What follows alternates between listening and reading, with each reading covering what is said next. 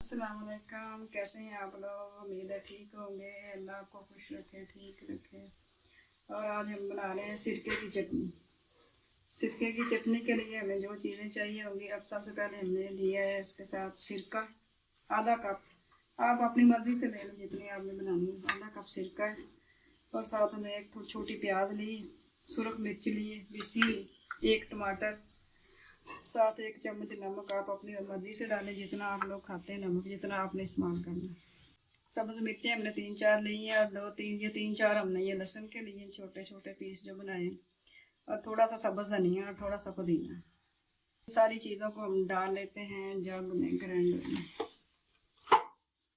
मैदे के लिए ये पुदीने की चटनी, सिरके वाली, सिरके की चटनी, पुदीना हो, इसमें लहसुन हो, तो मैदे के लिए बहुत ही अच्छी रहती है। और खाने के साथ आप लोग इस्तेमाल करें, इससे बहुत फ़ायदा होगा आपके मैदे का में सुकून होगा।